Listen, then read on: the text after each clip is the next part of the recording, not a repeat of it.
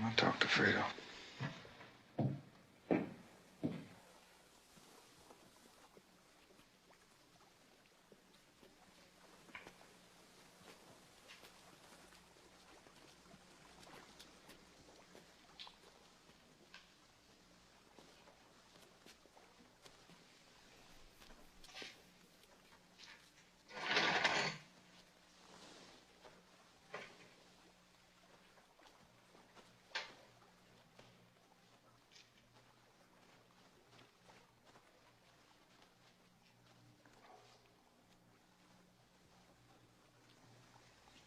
I haven't got a lot to say, Mike. We have time. I was kept pretty much in the dark. I didn't know all that much. What about now? Is there anything you can help me out with? Anything you can tell me now? They got potentially, that's all I can tell you.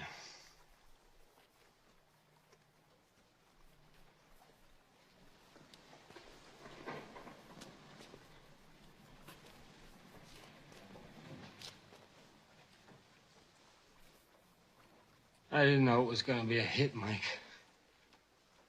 I swear to God, I didn't know it was going to be a hit. Johnny Ola bumped into me in Beverly Hills. And he said that he wanted to talk. He said that you and Roth were in on a big deal together. And that there was something in it for me if I could help him out. He said that you were being tough on the negotiations, but if they could get a little help and close the deal fast, it'd be good for the family. You believe that story? You believe that? He said there was something in it for me, on my own. I've always taken care of you, Fredo. Taking care of me? You're my kid brother, and you take care of me? Did you ever think about that? Huh? Did you ever once think about that? Send Fredo off to do this, send Fredo off to do that. Let Fredo take care of some Mickey Mouse nightclub somewhere.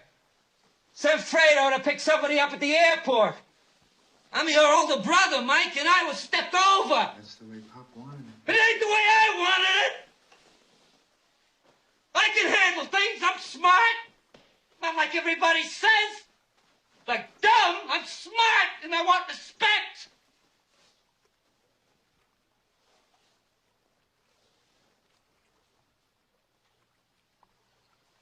Is there anything you can tell me about this investigation? Anything more?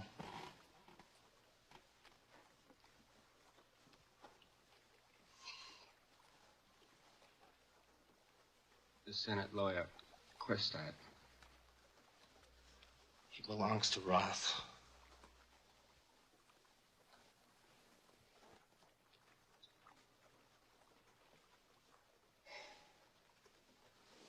Fredo, you're nothing to me now. You're not a brother. You're not a friend. I don't want to know you or what you do. I don't want to see you at the hotels. I don't want you near my house. When you see our mother, I want to know a day in advance so I won't be there. You understand?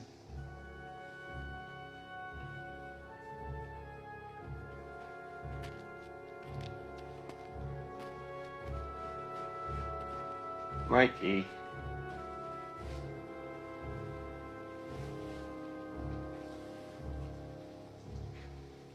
I don't want anything to happen to him while my mother's alive.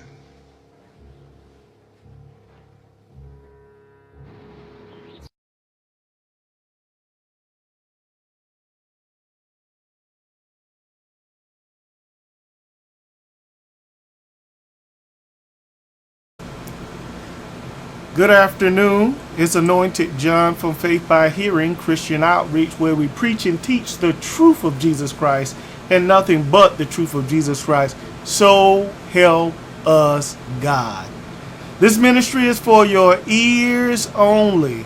For we know if you become a hearer of the word, you're more than likely to become a doer of the word. I want to say God bless you and welcome to another listening opportunity based around the word, the will, and the works of the Almighty God. Our message this afternoon is entitled Your Secrets Are Safe with Me. Our scriptural text is going to come out of Judges, the 16th chapter, verses 1 through 22. I want to tell you right off the bat, anyone that tells you that your secrets are safe with them, don't believe them. This story out of the Bible in Judges 16, chapter 16, verses 1 through 22, will illustrate why you should be careful as to who you reveal your secrets to. This message is about warning you to be careful with your who you confide in, because everybody that seems like they're trustworthy, everybody that seems like they come into your life to be a blessing, they are actually sent into your life to be a curse. Let's dive right into the word. Judges chapter 16, verses 1 through 22, and I'll be reading the King James Version. And it reads thusly: Then went Samson to Giza and saw there an harlot, and went into her. And it was told to the Gizanites, saying, Samson is come hither. And they compassed him in and laid wait for him all night in the gate of the city, and were quiet all the night, saying, in the morning, when the day comes, we will kill him. And Samson lay till midnight, and arose at midnight, and took the door of the gate of the city, and the two posts, and went away with them, bars and all, and put them upon his shoulders, and carried it to the top of the hill that is before Hebron. And it came to pass afterwards that he loved a woman in the valley of Surak, whose name was Delilah. And the lords of the Philistine came unto her and said to her, entice him, and see wherein his great strength lieth, and by what means we may prevail against him, that we may bind him to afflict him. And we will give thee every one of us 1,100 pieces of silver. And Delilah said to Samson, tell me, I pray thee, wherein thy great strength lies, and wherewith thou might be bound to afflict thee. And Samson said unto her, if you bind me with 7 greens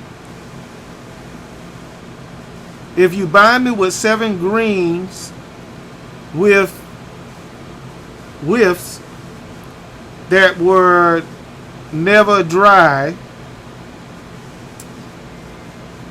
then I will be weak and be as any other man.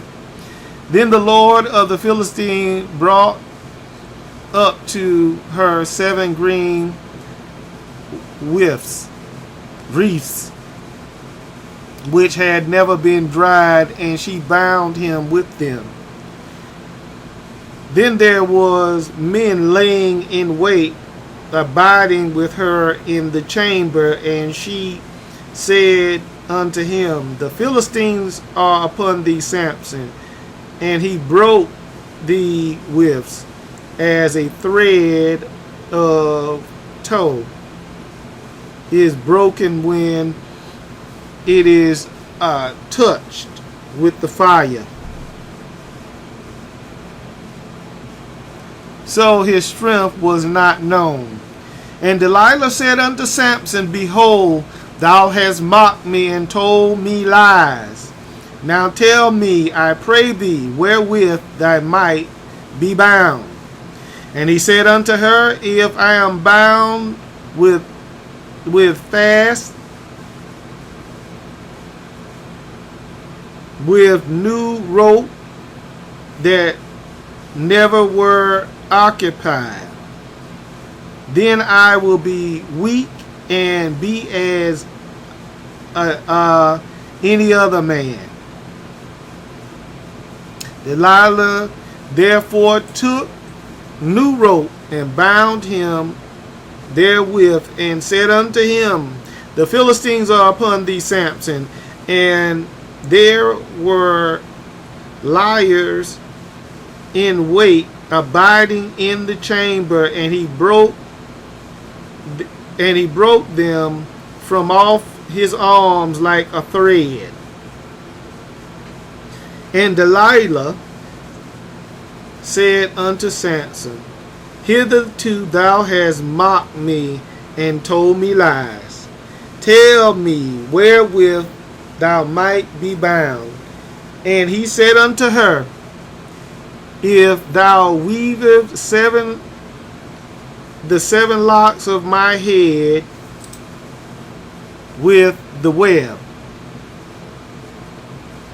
And she fastened it and pinned it, and said unto him, the Philistines are upon thee, Samson. And he awoke out of his sleep and went away with the pins of the beams and with the web. And she said unto him, how canst thou say, I love thee, when thine heart is not with me? Thou mocked me these 3 times, and hast not told me wherewith thy great strength lie. And it came to pass, when she pressed him daily with her words, and urged him, so that his soul was vexed unto death, that he told her all his heart, and said unto her, there hath not come a razor upon my head, for I have been a Nazarite unto God from my mother's womb. If I be shaven, my strength will go from me, and I will become weak and be like any other man. And when Delilah saw that he had told her all his heart, she sent and called for the lords of the Philistines, saying, come up this once, for he has shown me all his heart. Then the lords of the Philistines came unto her, and brought money in their hands. And she made them She made him sleep upon her knees, and she called for the men, and she caused him to shave off the 7 locks of his head, and she began to afflict him, and his strength went from him. Verse 20. And she said, the Philistines are upon you, Samson. And he awoke out of his sleep and said, I will go out as at other times before and shake myself. And he went out. He winced. He did not know that the Lord had departed from him. Verse 21. But the Philistines took him and put his eyes out and brought him down to Giza and bound him with fetters of brass. And he did grind in the prison house.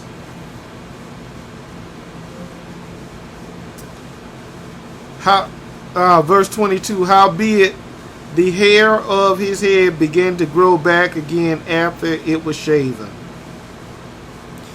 This has been the reading of God for the people of God. Thanks be to God. All right. As I said, if anyone tells you, if anyone tells you your secrets are safe with me, don't believe them. I'm going to give you 8 reasons why, if anyone tells you your secrets are safe with me, not to trust them. Number 1, some people are sent into your lives to uncover your secrets for the purpose of defeating you. Number 2, their primary mission is to find out why you are so strong and you seem undefeatable. Number 3, their secondary mission is to find out the weak point in your armor and to exploit it to compromise. They're looking for your Achilles heel. Number 4, they will use any means necessary to accomplish their mission. For example, they will use seduction, lies, sex, alcohol, drug, emotional blackmail, for example. Number 5, they are getting paid handsomely, so they see it as just doing their job. Number 6,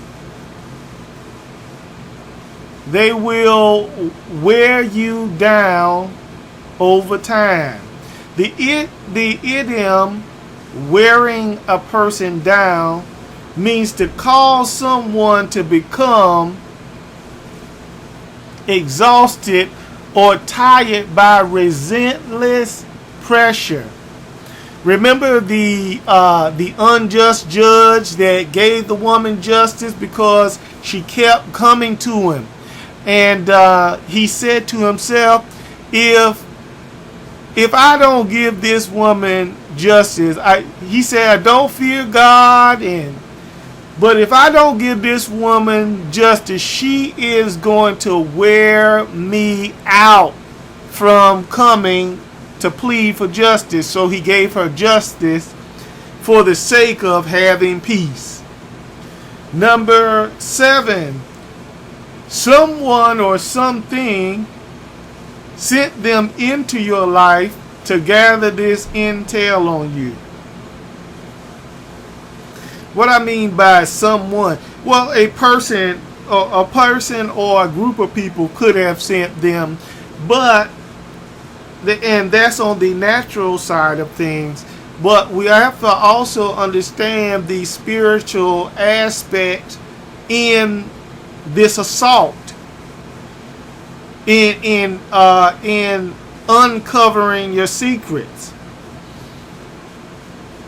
So Satan will also send familiar spirits out, or send spirits to watch you, to study you, to find out your points of weakness, so that he can set up a trap and a snare that is effective to who you are.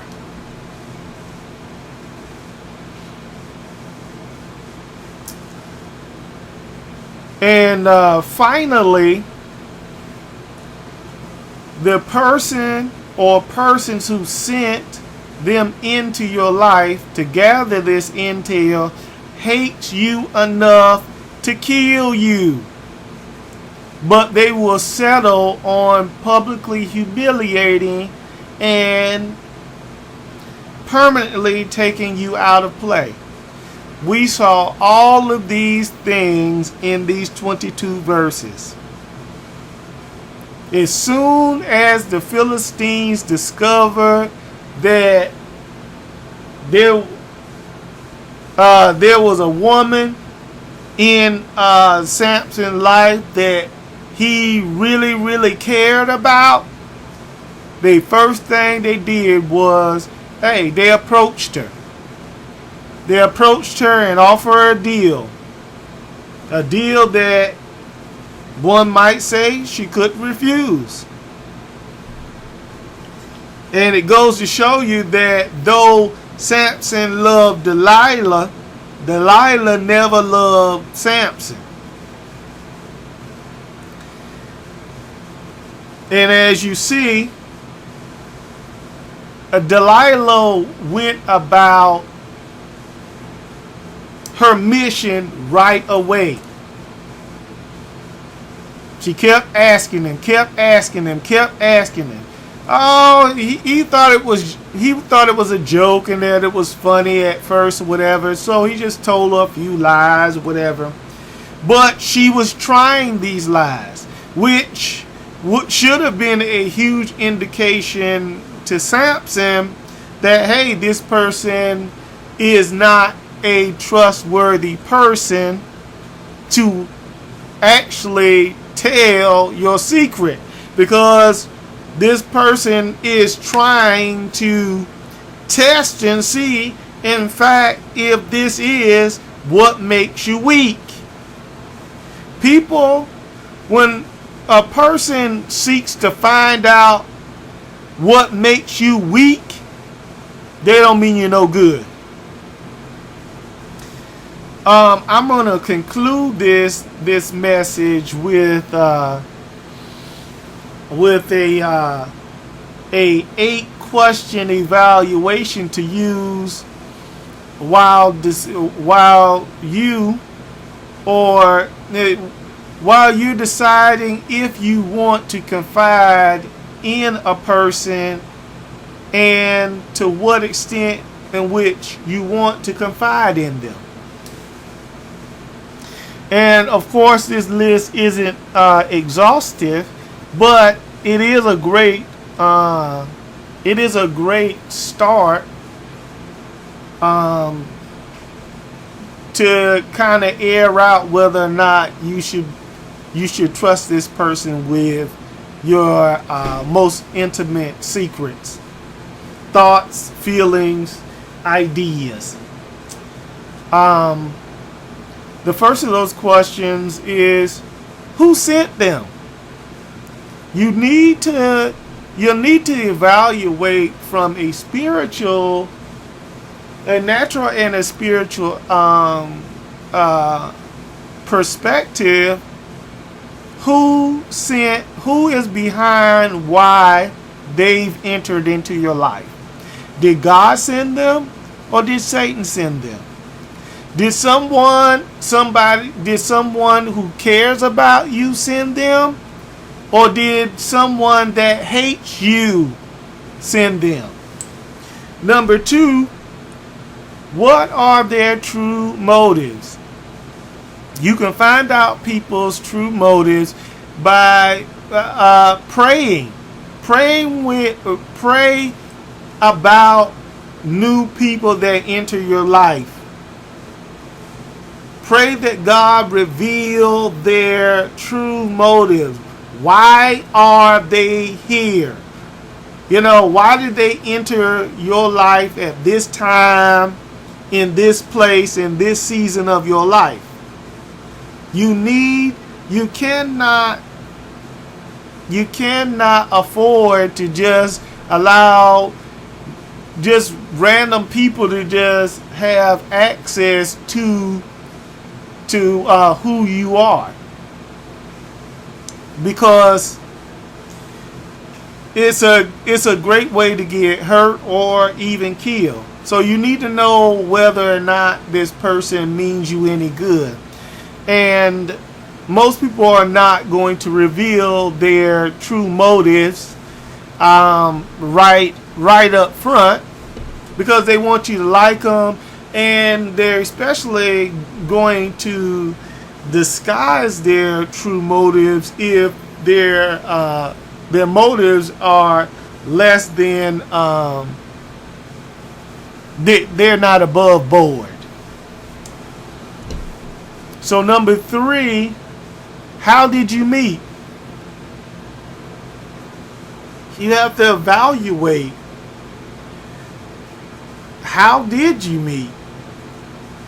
What was the circumstance that brought about this person coming into your life? Number 4, where did you meet? Where you meet a person is important. It's important to know where you met them. Did you meet them in the club? Did you meet them at church? Did you meet them at the grocery store? Did you meet them at a conference?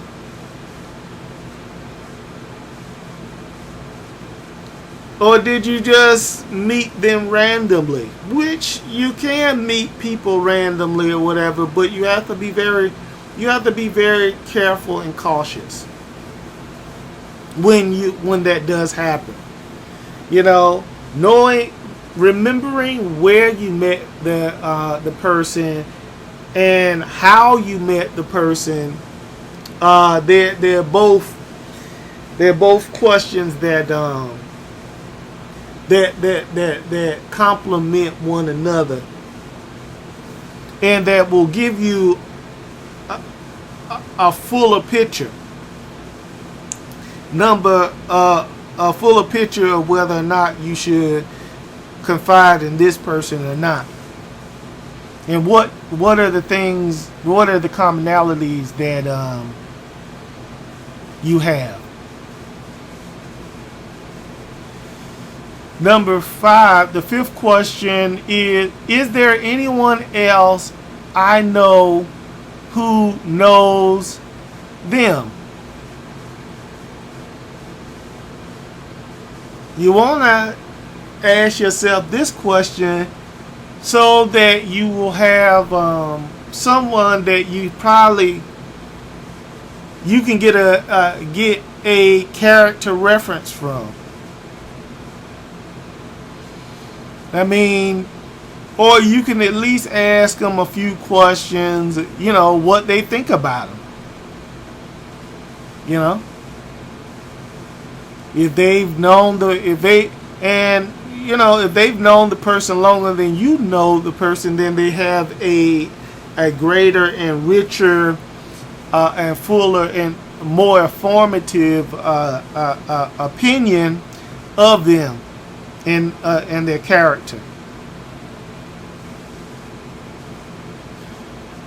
Number 6, what means are they using to get close to you?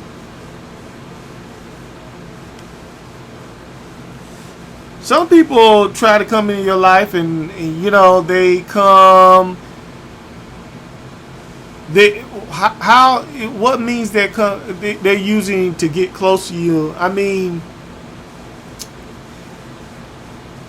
are they leading with sex? Are they leading with money? Are they leading with common interests? You know, how are, you know, what is the driving force on how they're getting you to open up? And how does that make you feel? Number 7, do they love money?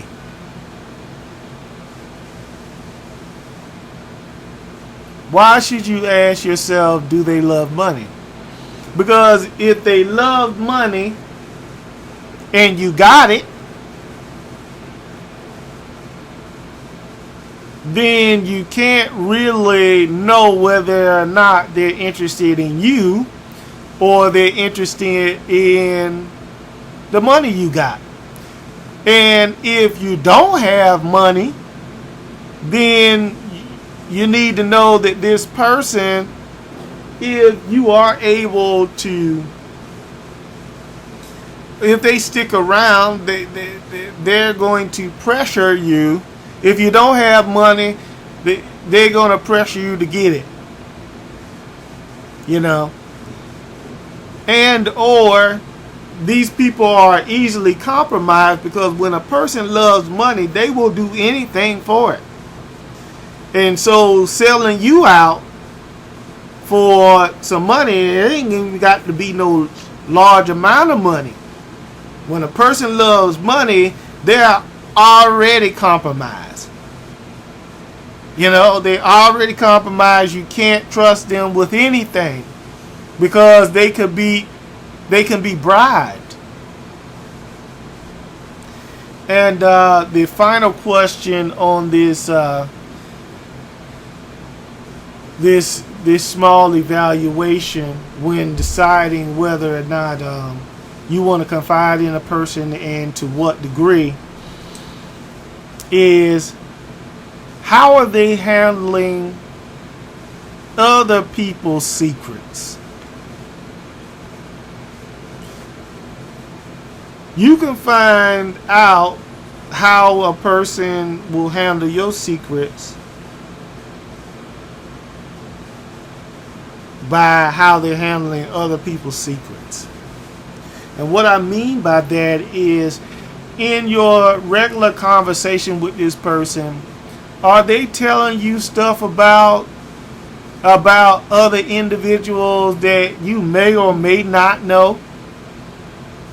Stuff, just intimate stuff about them that you, in your estimation, feel like they shouldn't be telling you that. You listening to it, but you feel like, dang, if they'll tell that about them. If I tell them anything that really matters, or something that is really important or very intimate about myself, who will they tell?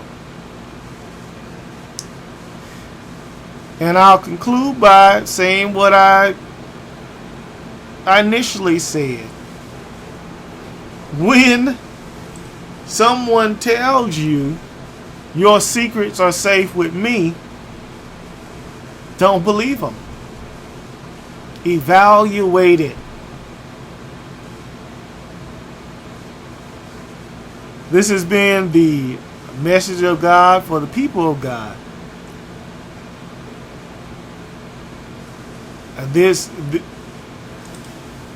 I hope that this message has helped somebody, and that